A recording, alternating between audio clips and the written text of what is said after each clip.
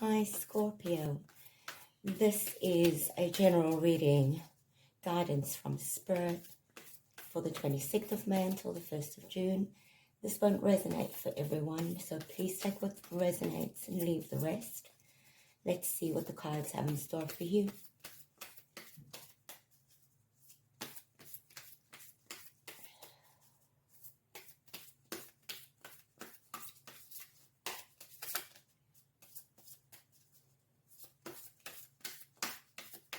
All right, let's dive in.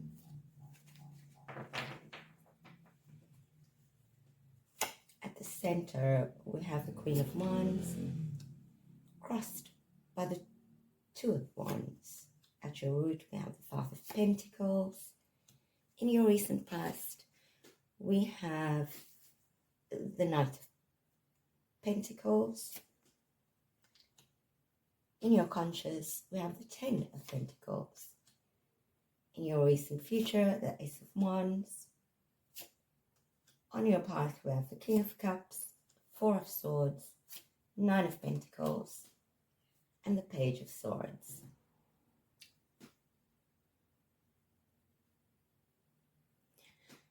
So, Scorpio, at the present situation, we have the Queen of Wands. You're stepping into your power, not loudly, not arrogantly, but with a kind of magnetic grace that others can't ignore. This queen isn't about force. She's about commanding presence. You've likely been doing internal work, and now it shows. You're attracting attention, opportunities, and perhaps even admiration. But the deeper truth is, you're attracting yourself back. This queen speaks to a return to inner warmth, creativity, and a bold vision of the future. You may be inspiring others, even if you don't feel fully ready yourself. Your immediate challenge crossing the Queen of Wands is the Two of Wands. You're stepping into your power, Scorpio, not loudly.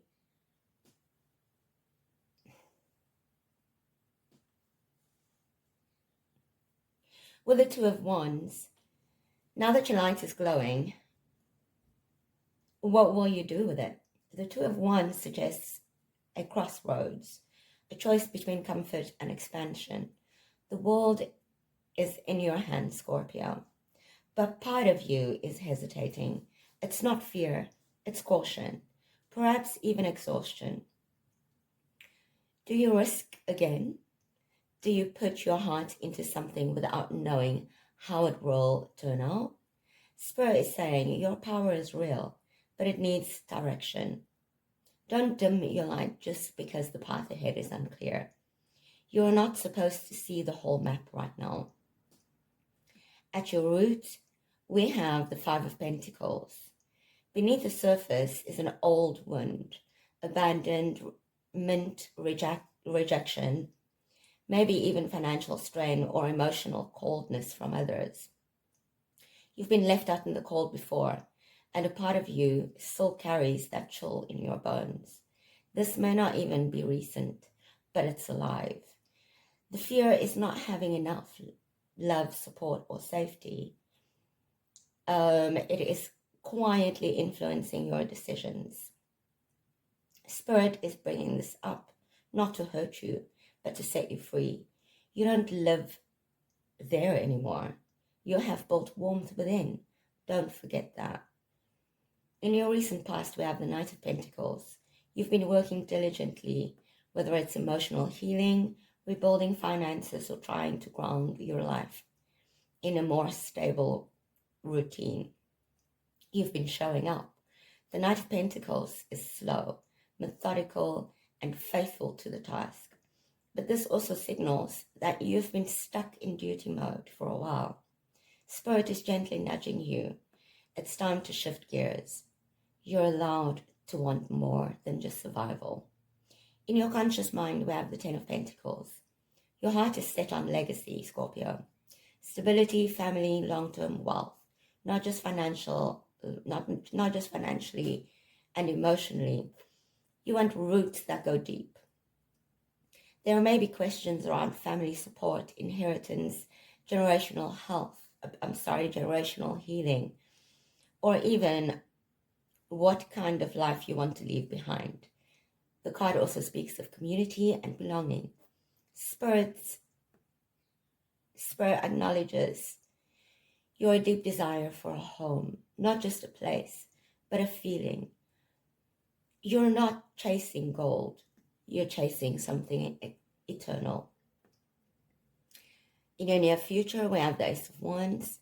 Get ready for a spark, a new opportunity, a creative idea, a passionate encounter, or even a reignition of purpose is on the horizon. This is Spirit's gift, a torch in the dark. You may not know what to do with it yet, but you'll feel it immediately. The Ace is pure potential.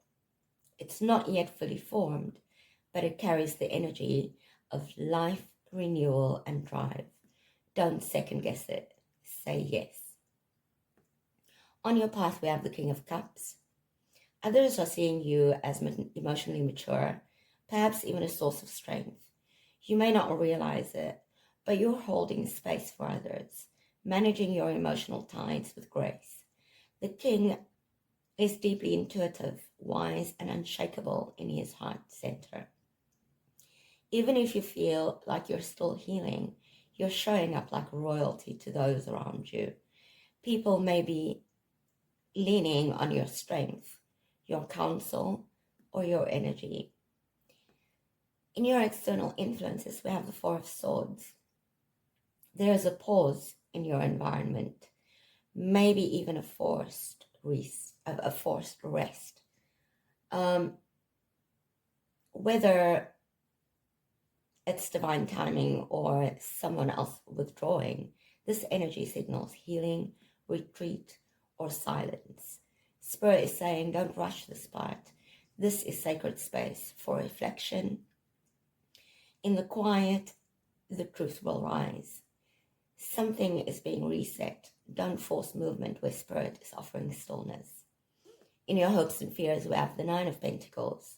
You dream of independence, self-sufficiency, and luxury. A life that feels whole without needing to depend on anyone. But the fear that it might come with loneliness, that you'll build the garden and have no one to share it with. Spirit sees this dance in you. The pride in your resilience and the ache for intimacy. You can have both. Self-worth is not a wall, it's a foundation.